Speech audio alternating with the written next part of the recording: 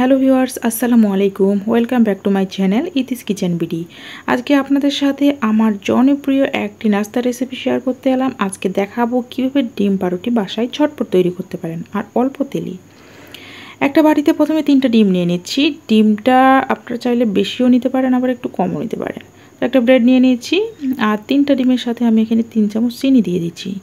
কারণ ডিমের সাথে আমি চিনিটা একটু খেতে পছন্দ করি, মানে এক কথায় ব্রেডের সাথে ডিম পাউরুটি এবং একটু মিষ্টিটা আমি বেশি খেতে পছন্দ করি, তার জন্য এখানে চিনিটা দিয়ে দিলাম। আপনারা চাইলে স্কিপ করতে পারেন, তার পরিবর্তে এখানে 1 চিমটি লবণও দিতে পারেন। আর এভাবে করে ফাটিয়ে নিতে হবে। চাইলে একটা কাঁটা চামচের সাহায্যে অথবা ব্লেন্ডার করে কিন্তু এই কাজটা করে নিতে পারেন। ব্রেডগুলো নিয়ে নিচ্ছি একটা প্লেটে। এটা কোনো কাটাকুটা কিছুই করতে হবে না। ফ্রাই প্যানে অল্প একটু তেল দিয়ে প্রথমে তেলটা কিন্তু হিট করে নিতে হবে। তারপরে একটা রুটি এভাবে করে নিয়ে ডিমটা সাথে সুন্দর করে মিশিয়ে ফ্রাই প্যানে দিয়ে দিবেন। তো যখন দিবেন তখন কিন্তু চুলার পাওয়ারটা কমিয়ে দিবেন।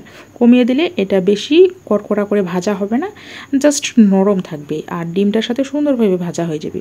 আর এভাবে করে যদি ভাজেন তাহলে এটা রুটিটা যদি একটু ঠান্ডাও হয়ে যায় তাও কিন্তু অনেক নরম থাকে।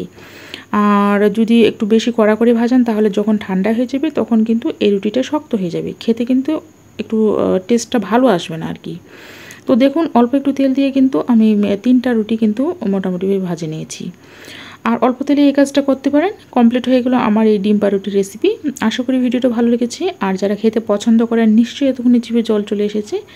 ভালো লাগলে আমার কষ্টটা সার্থক হবে।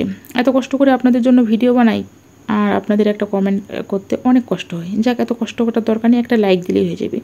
ভিডিও ভালো লাগলে অবশ্যই চ্যানেল সাবস্ক্রাইব করে পাশে থাকবেন। খাবার অপচয় করবেন না। ধন্যবাদ।